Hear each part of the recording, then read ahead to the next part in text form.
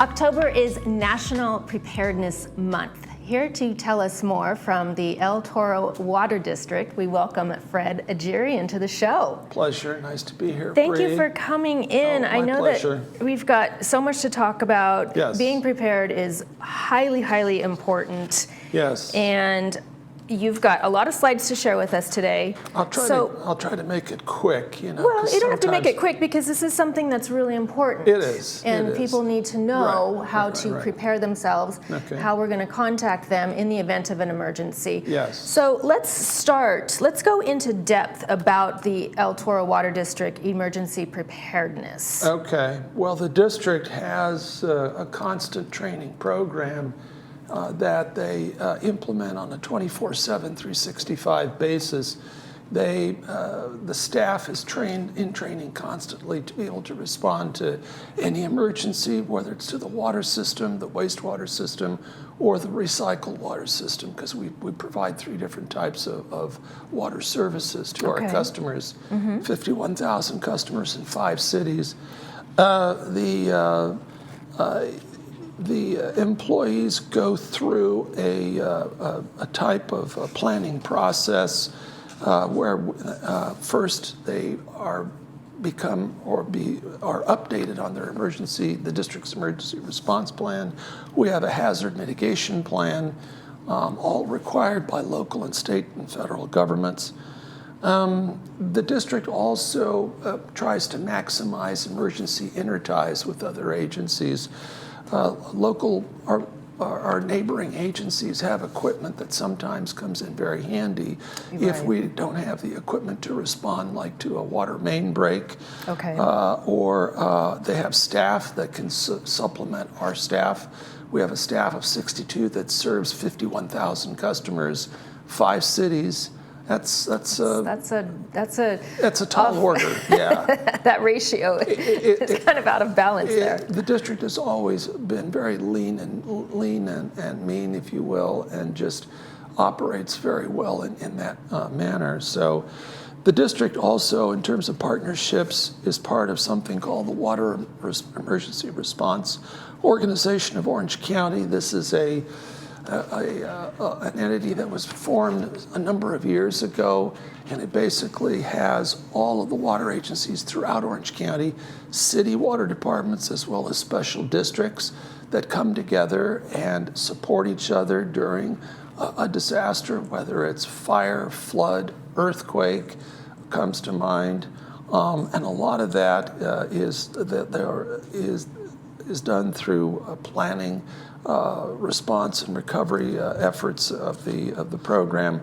There's also a state entity, CalWARN, the California Water Wastewater Agency Response Network, that provides mostly mutual aid. So if local agencies, even though they've done the best that they can do to try to support each other, if their existing resources, manpower, equipment is overwhelmed, then they can call upon the state through this CalWARN system to literally fly in, drive in, truck in, whatever is needed. Think of FEMA and the response efforts that have been occurring back east after following Hurricane Milton. It's that level of commitment that's provided directly from the governor's office. The training, always important. Employees really pride themselves on doing their jobs well. So each staff member is trained in various management systems, standardized emergency management, national incident management, and the incident command system. These are 3 systems, local, state, and federal, that provide a uniform approach to emergency response by all levels of government. So it's not just one agency doing one thing and another agency doing another thing. It's a combined, efficient, focused effort to try to focus the resources, focus the response, so that customers get assistance that they need and that they are back in water quickly, because water is such an important part of our life. To do this, the staff participates in a number of regional testing programs, tabletop exercises, they call it. Literally, you have a bunch of people sitting around a table like this.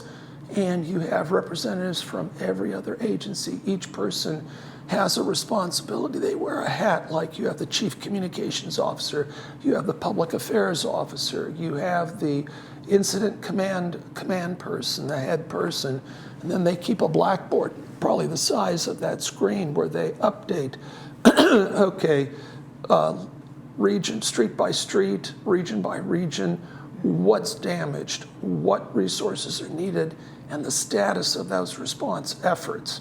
So this is what's coordinated, what's tested on through these tabletop exercises.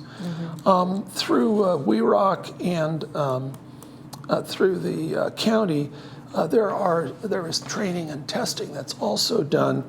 In fact, there's a regional tabletop coming up next month to sharpen the skill sets that the staff needs to be able to respond. So this training is going on an ongoing basis Constantly. because you never know when disaster will strike. Exactly, and techniques change. There's always constantly new examples of, in other instances, in other parts of the country or the world, where maybe there's a better way to fix a water line, a better way to respond more effectively to a sewer main break. Or you have other issues. And again, there's a lot of information that's shared. And in this day and age, I mean, back in the dark ages, pre-internet, it was a lot tougher because there wasn't social media, there wasn't all of these resources that were instantly available at your fingertips. It was phone calls, memos, and on foot. And that took a long time to make that communication. And it slowed down the rate of the response to help customers. Also, the staff is trained in CPR, first aid, fire safety, chemical safety constantly, and it's a part of their, in fact, they maintain professional certifications that are crucial to their work. And do you ever ask for volunteers to come in if there were to be a disaster? We would ask other agencies that we have mutual aid agreements with, so I suppose those would be the volunteers. We wouldn't ask members of the public necessarily because there is a lot of preparedness that goes into it. A lot of preparedness that's required, and plus you have insurance issues, right, liability issues. If I were to ask my best friend who's a neighbor that lives in Laguna Woods, hey, come on down. They may have training, but they're not the proper training. They're not the proper trained, and then you have, I'm sorry, we are in a litigious society.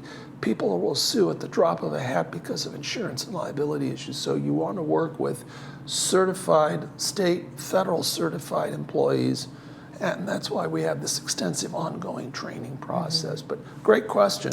Well, I suppose, and we will get to it in a few slides here, but you know, if you want to quote unquote volunteer, do it in your own home. In your own. And we'll get to that, and we'll share with our viewers what that means. Within your own community, absolutely. That's a great point, Bree, because it just, yeah, there's examples through your homeowners association, but we'll get into that just a bit.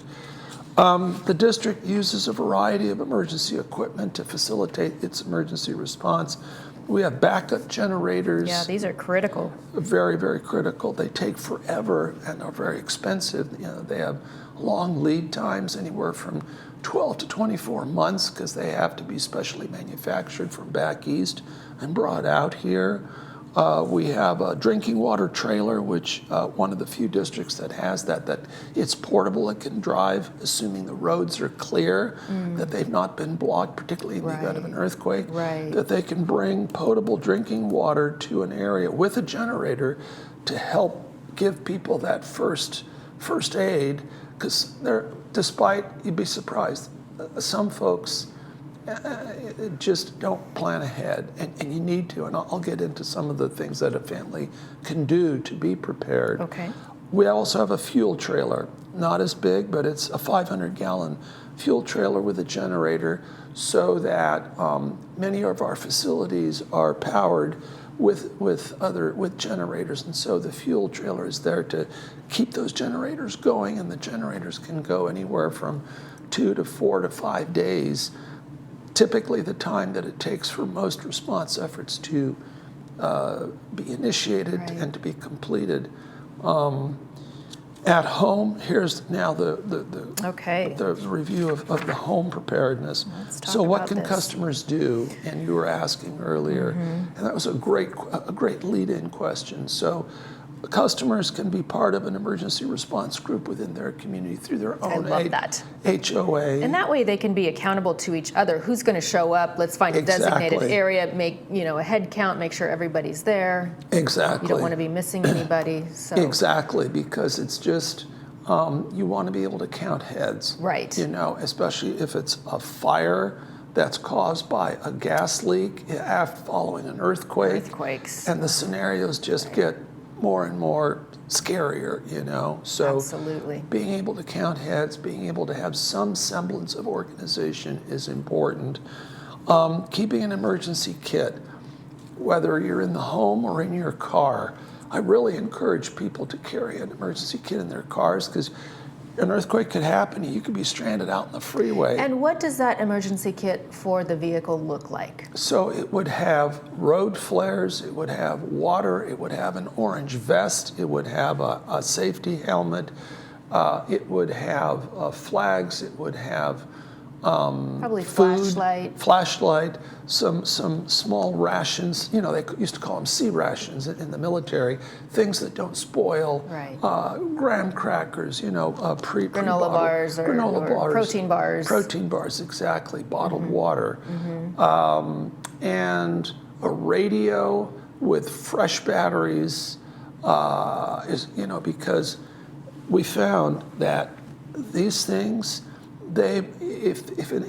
Following an earthquake, if the earthquake has not tilted the radio towers, where the communication systems that are so critical to making these cell phones work, if they're not off base, they work most times. But if it doesn't work, then we resort to the old-fashioned line-of-sight radio systems, walkie-talkies. Radios. Each truck is outfitted with a radio, and then it's just line-of-sight communication, basically. Pretty soon we'll have Starlink, so we won't have to worry about that. Well, if Elon Musk gets his way, we will all be on Starlink, and I mean, I've heard that it works absolutely in the middle of nowhere. Starlink is an incredible, it's like the troops that fought in Desert Storm that had these special radios that could connect when they connected in with the satellites. Right. That technology is now available. A good friend of mine who does smart cover systems, which are basically monitoring systems that monitor overflow emergency situations for sewers. He invented this system, and it's connected to the satellite system. So he's already a step ahead of Dr. Musk or Mr. Musk, in that regard. So it's there, Bree. It's there. It is it's there. just a matter It is of just time. a matter of time. Exactly. Water. People need to be sure to store water.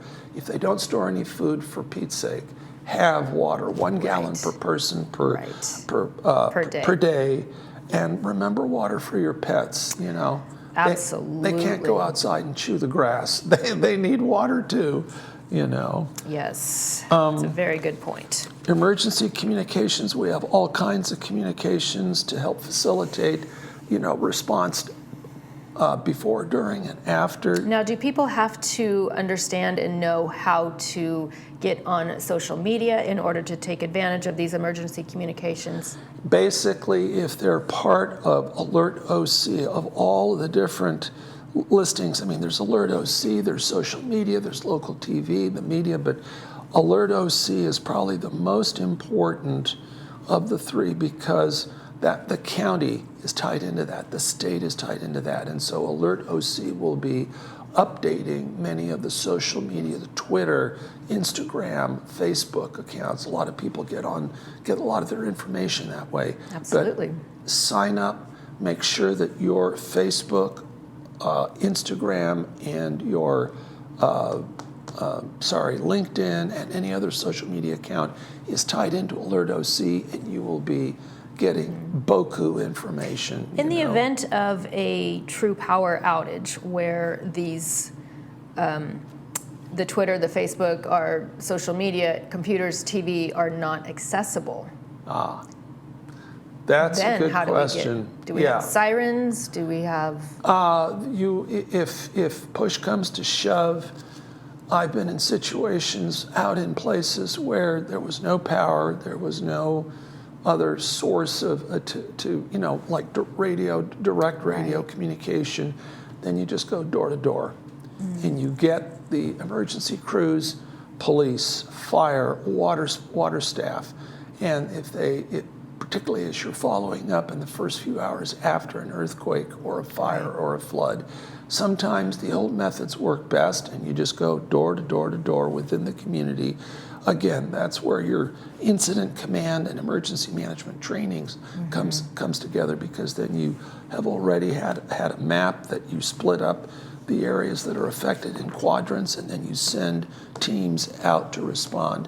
And they also not only go door to door, but they assess what's the extent of the damage. Is it a busted pipeline? Is it an overflowing sewer line, which is a health hazard? And they have to identify that quickly so that you minimize, potential risk to public health and safety. So, yeah, old methods. I mean, and if horsepower is available, or you just drive, you ride, you go door to door. Paul Revere still lives even in 2024. We've got backup systems. Oh yeah. Hey, it's the only limitation is one's creativity in this type of situation. Right. So. Well, Fred, it sounds like planning, clear communication, adaptability. Yes. Everything is very essential to ensure the safety of our community and our viewers. I thank you for coming in today, Fred. My pleasure. Did you have any last thoughts? As I learned when I was a Boy Scout, and I also was an Eagle Scout, be prepared. And because as Coach John Wooden was famous of saying to his players, failing to prepare is preparing to fail. Right. So those are the best things I can offer your customers here. Our Wonderful. community. Thank you, Fred, from El Toro Water District. A real pleasure. Nice to meet you. Appreciate it.